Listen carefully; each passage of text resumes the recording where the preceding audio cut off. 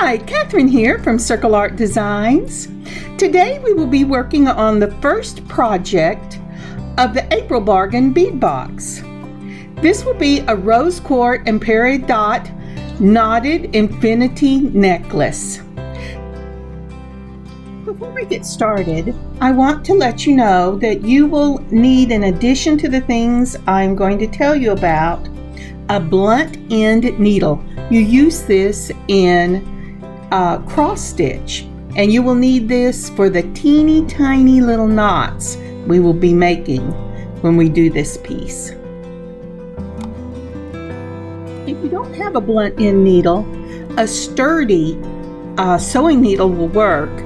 You just have to be very careful not to catch that pointed end in the cording, because if you do, it will not allow the knot to slide.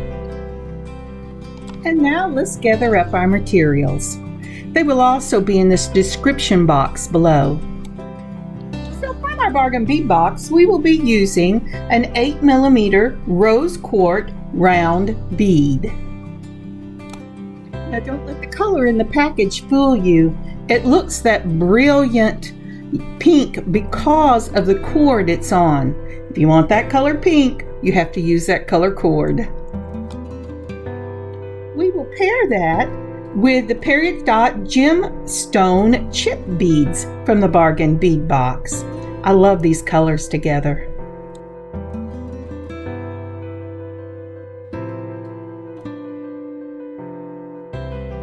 And from my own stash, we will be using an S-Lawn cord in a 0.5mm thickness called Spring Green, and mine is from Bead Smith. I picked it up on Amazon. I picked up a variety of colors in a 12-pack, and I cannot wait to show them all to you. Next, again from the bargain bead box, we will be using a 14mm rose quartz carved rose bead. That's a mouthful. They are beautiful. You might notice I have my trusty little silver bead in the middle of the mat. I got a new phone last weekend, and I'm trying to learn how to do this all over again. There's a close-up of my trusty little silver bead. That's really a squished bead, but I kept it.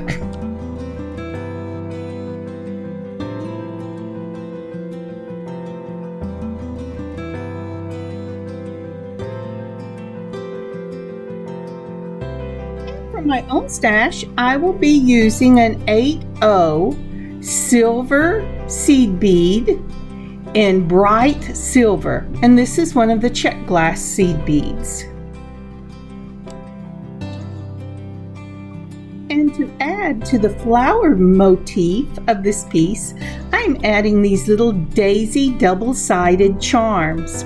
I just love these silver tone charms, and it adds that silver touch that I'm picking up in the seed beads. I will also be adding a bell to this piece because we will be making a pendant for it. I really like these plain little bells. It's a great deal. I got it off of Amazon. It comes in white gold, gold, copper, gun barrel, silver, you name it. I love it. And you will need some jump rings of your choice. And you will need some 20 gauge or 18 gauge wire. I'm using artistic wire in silver. Or you can use your eye pins, but they need to be at least 2 inches long, if not longer, to make the pendant. And for my own stash again, I will be using some rose quartz chips. I got these off of Amazon. This whole little package is just gemstones, and I really, really love this combination. I'll look it up and see if I still have the link so that I can put it on in the description. And if you didn't catch the store name, it's called BRC Beads, and they are on Amazon. Well, I obviously didn't check to see where my little shiny bead was, but you will need loopers for this project unless you want to turn your own loops. I'll be using my loopers. I would also pull out my round nose pliers and both my straight nose or chain nose pliers and your curved pliers. And lest I forget, you'll also need some wire cutters, and you're going to need scissors to cut your cord, and eventually a lighter or a form of fire. We will be making a closed loop dangle on our pendant, so you're going to need some chain of your choice. I picked this up at Hobby Lobby from their metal gallery, and I really love this chain. I use it a lot. Now that everything is gathered together, let's start by measuring out our cord. We're going to measure out 3 times what we need and some. What do I mean by this? I want a 30-inch cord, so I'm measuring 15 inches at a time. I'll measure 15 inches and then 15 inches again and then 15 inches again, and then I'll add about 6 inches to that because we will be making a lot of knots. If you watched my knotted eye tiger bracelet, we're going to be using the same type of knot, only very much smaller. This one will be an over loop where you take the cord and cross it over itself, making a loop. Hold it with your fingers, then take the other end of your cord, pass it through the back of the loop and up, and then we will tighten it down on this very first loop. Now when you tighten down that loop, hold your thread with your thumb exactly where you want that loop to end up. Then it's a push-pull with your other hand. You are pulling the thread, but you're pushing the knot towards your other thumb at the same time.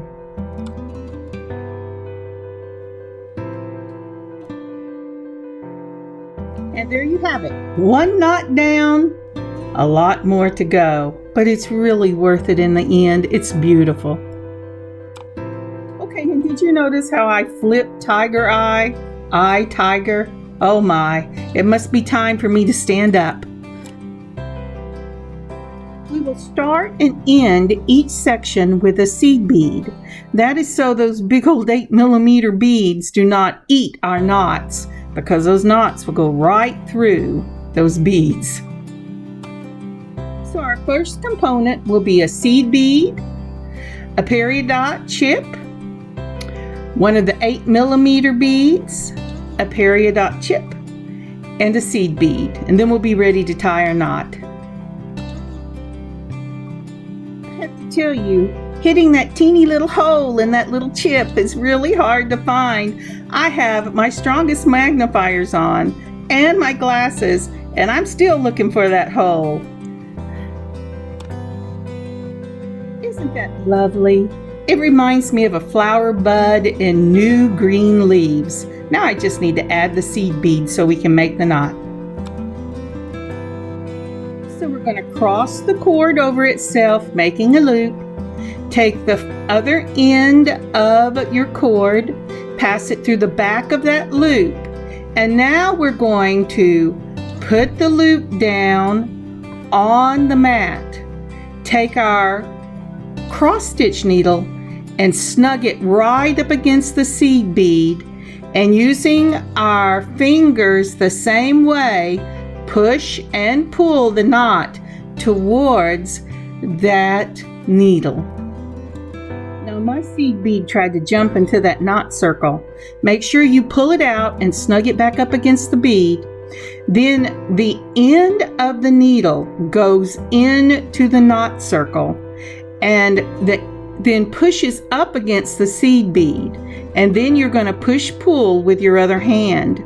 That way the knot will slide right up against that seed bead. Now you're going to need a reliable measurement. I use my thumb. Holding the cord between my thumb and forefinger, I'm going to make my loop. I'm going to put the end through the back, and then with my other hand, I'm going to pull the cord and that knot until the knot reaches right up against the tip of my other thumb. And that way it spaces out about the same between each component. So for our next component, we will start off with one of the silver seed beads right up against that knot. For this component, we will add 2 of the Peridot chips,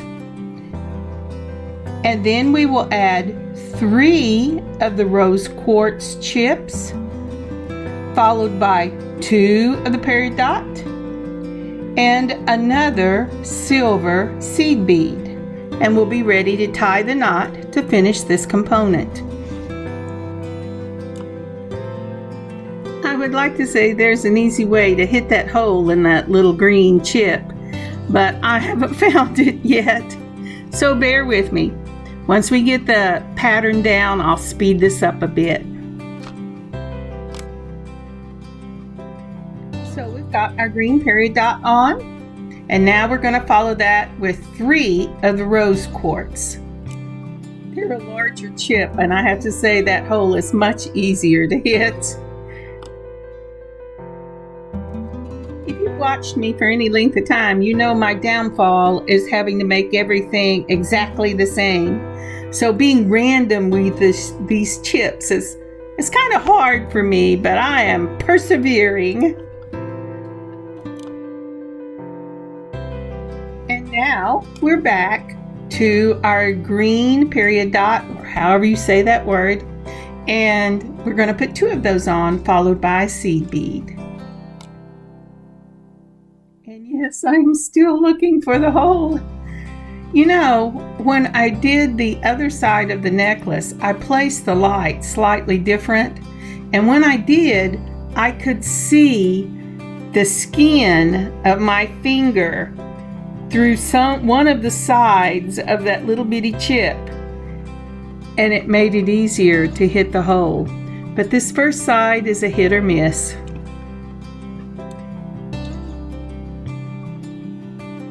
And there you have it. This is a finished component and ready for its knot. Now once again, we're going to cross the cord over itself, making a loop. Holding it with your thumb and forefinger, you're going to take your cross stitch pin, put it through your loop, your knot loop, up against your seed bead, and pull, tightening it down to finish this component. So here you can see I've taken that cross stitch needle, I've put it through the hoop, and I've butted it up against the needle and pressed down into my mat so that the needle won't move. And then I'm going to do the push-pull motion to pull it up against the seed bead. And now we're ready for our knot, using our thumb as our measuring reference so we space them out appropriately. Make your loop, bring the end through the back, holding where you want the loop to be, push-pull until it gets all the way up against your thumb.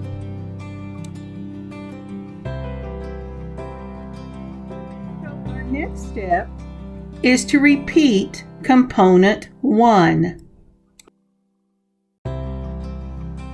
So this will start with a seed bead, so we have something to hold that knot right where we want it. Then we'll put 1 of your green chips, your 8mm rose quartz, another green chip, and a seed bead. And this is the first component, component number 1, and we'll tie it off. While we're finishing up component number 1 again, would you take a moment and like this video and leave a comment? That really does help my channel. And if you haven't subscribed yet, please subscribe to this channel. I would like to hit 500 people. Thank you so much. And now for your knot.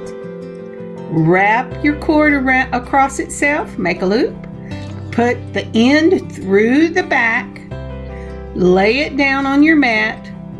With your cross stitch needle, place it through the loop and up against your seed bead. Push pull with your other hand until it cinches up against that seed bead.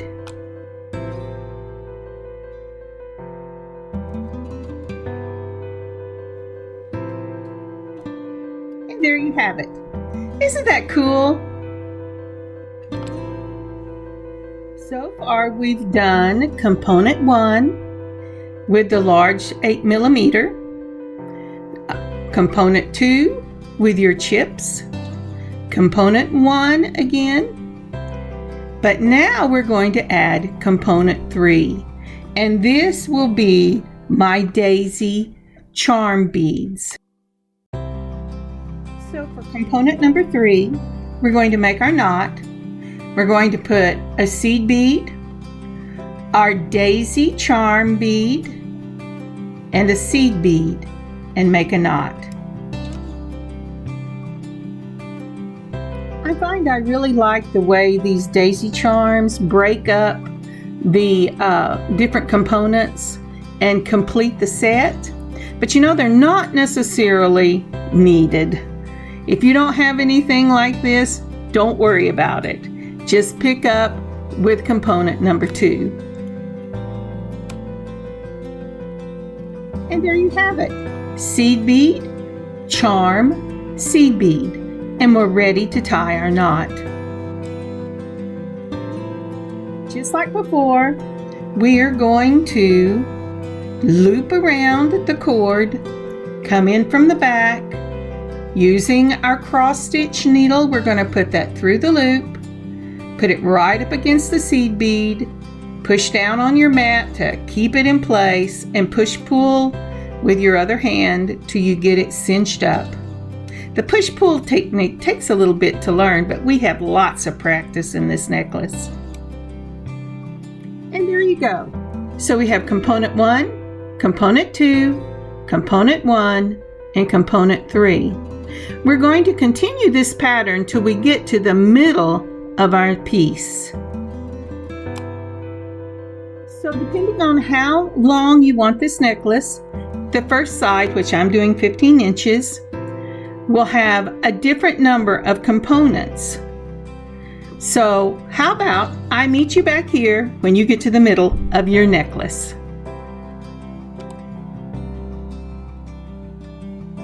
And we're back.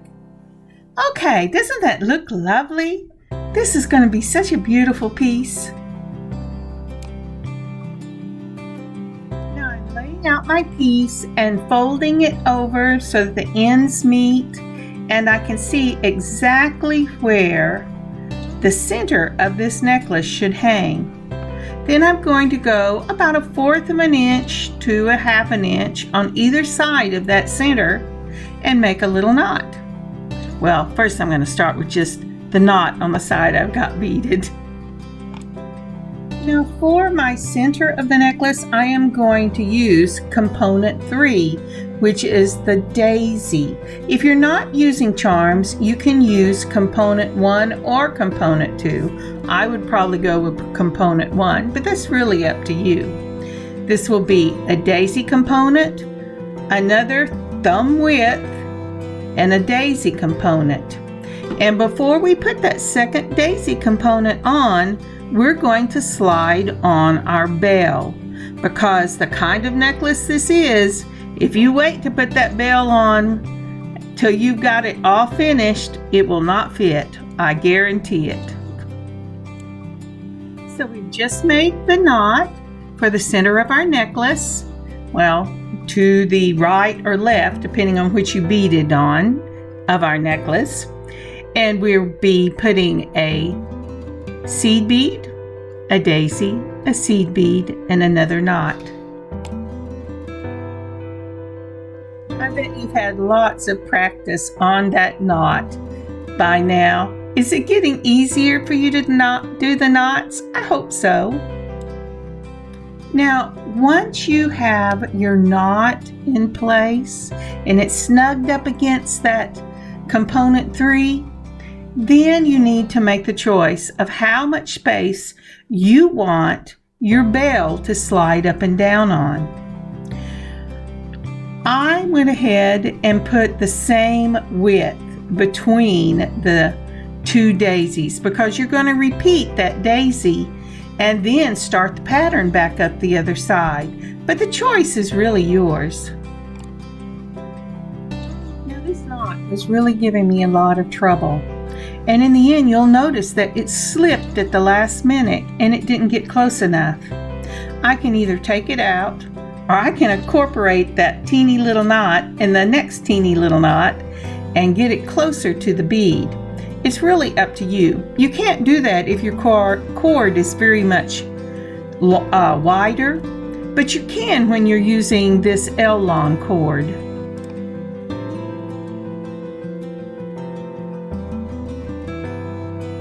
So I've measured across my thumb and I'm putting in the knot for my next component 3.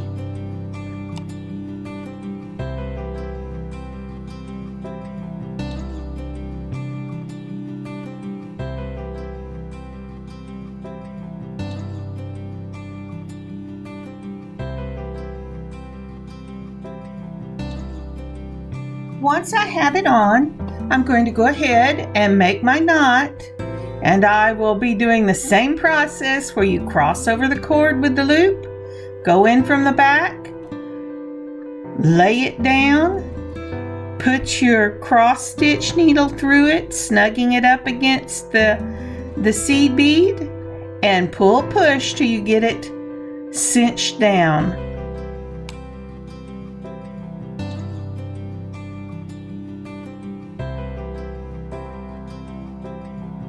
That one worked the way it's supposed to. Now that we're starting up the other side of the necklace, we will start with your component 1, which involves the 8mm rose quartz bead. We will continue the pattern going all the way up till we come to the end, and I will meet you on that end.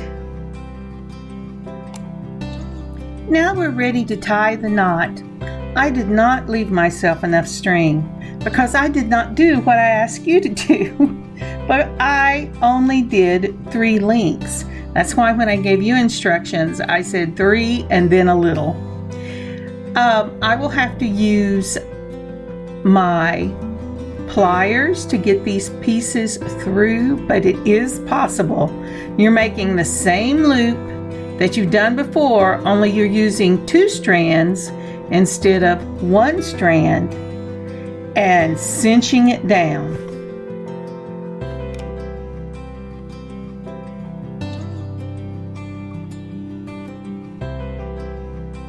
And there you go.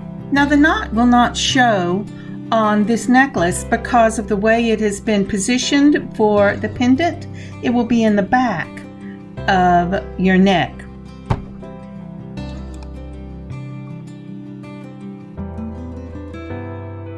Extra security on this knot, I'm going to take just a little bit of the gel super glue because it's not as rough as the other and leave that nasty little white powder, and I'm going to put it on each side of that knot to secure it so that it won't slip, and then I will clip the ends, and it's up to you whether you want to melt the ends with a lighter or not. Sometimes I do, sometimes I don't.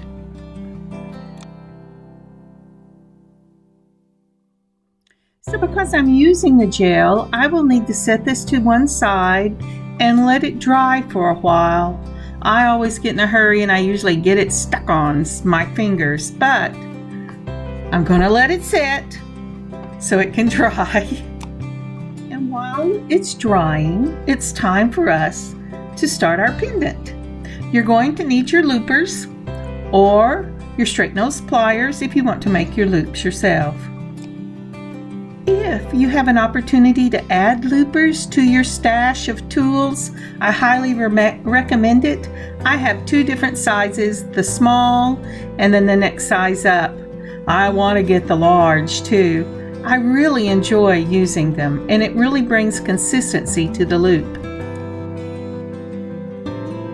So for the pendant, I will be using a teardrop crystal in pink, an 8mm rose quartz bead, and that rose quartz bead to make the pendant. And that will be put on wire. I'm going to use artistic wire 20 gauge, but if you have a long enough eye pin, that would be perfect as well. Then you only have to make one loop.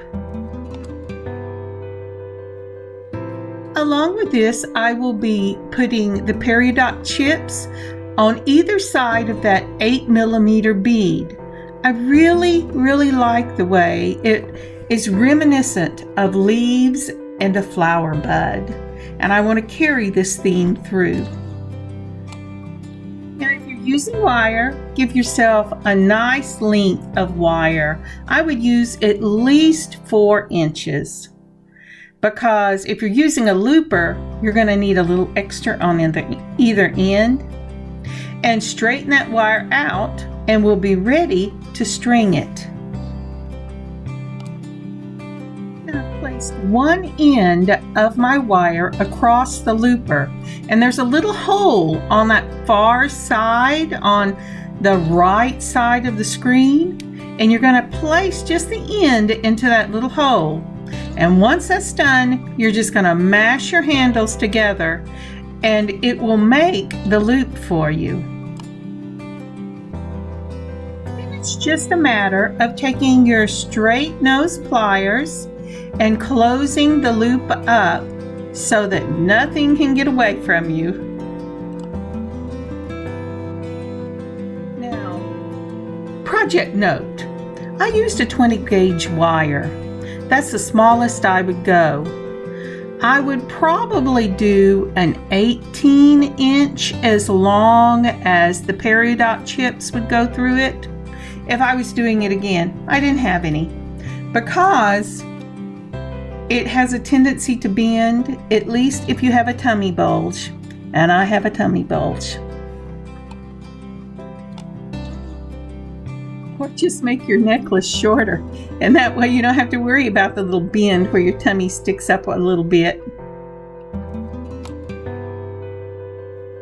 This is my second threading of the beads. The first time I tried a peridot on the bottom and I didn't like the way it looked. So I pulled out one of my silver 3mm spacers and I put that on the very bottom, and then I put my teardrop, my peridot, my 8mm, my peridot, and my rose quartz rose. And then another little peridot on the very top. And now we're ready to use the looper again.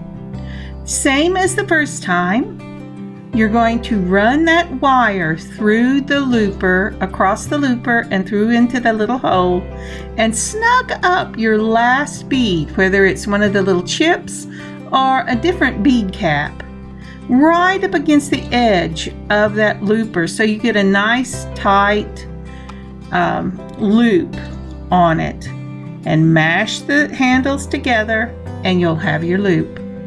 Make sure it's closed and you will be ready to attach that as soon as we get the dangles on.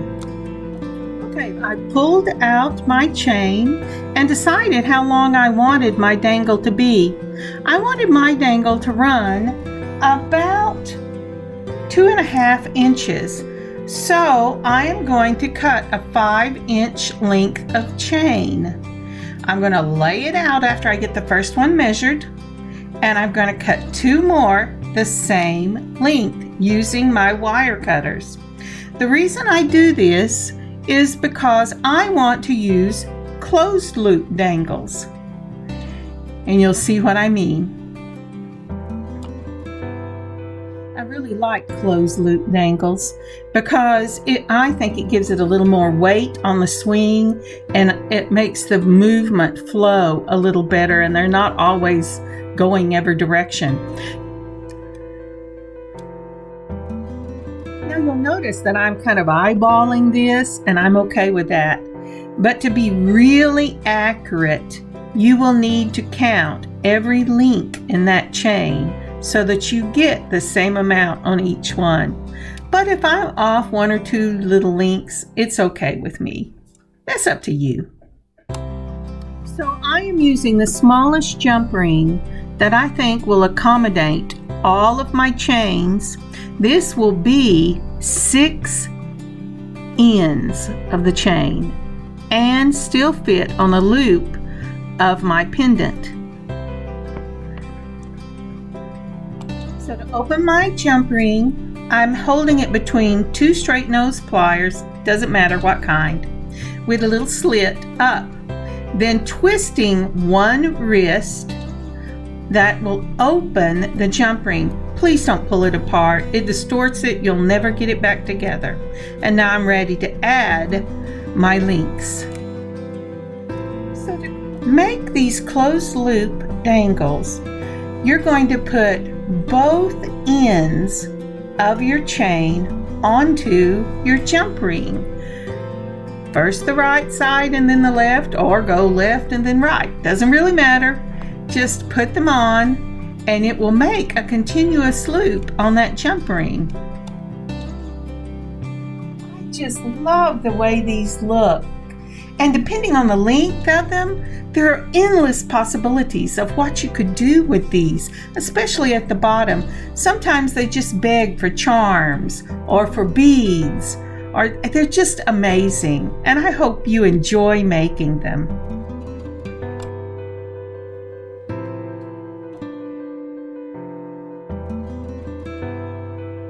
On goes our pendant. We're putting it, I'm making the teardrop, the bottom of the pendant. You could go either way, but I go from big to small. We're going to close it up, and that pendant is ready to go on our necklace. So the Bargain Bead Box had 2 of these beautiful little rose quartz beads. I'm making 2 of these necklaces and keeping one for myself. I also have plans to do them in a lot of different colors and put them up in my shop at Circle Art Designs. So stop by and check them out. Now that the pendant's finished, I have checked on my necklace and it is dry, and I'm going to just clip the ends where this knot is, and I can decide if it bothers me later that the little ends are sticking up. It probably won't.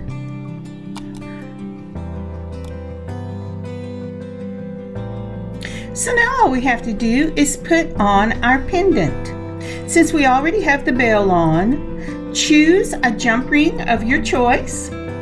Take your 2 sets of pliers, hold the jump ring between them with the slit up, and twist one hand. It will open your jump ring. Put your pendant on the jump ring, and then your jump ring on the bell. Then twist back and make sure that your jump ring is closed, and your piece is finished. I just love this necklace. It is so light and delicate looking with such beautiful colors. I can't wait to wear it. The link to this necklace will be in the description box below. Please stop by our shop and take a look. Thank you. Thank Thank you so much for joining me on this beading adventure today. I have really had a good time making this necklace, and I hope you have too. May you have a wonderful beading adventure of your own and a wonderful day.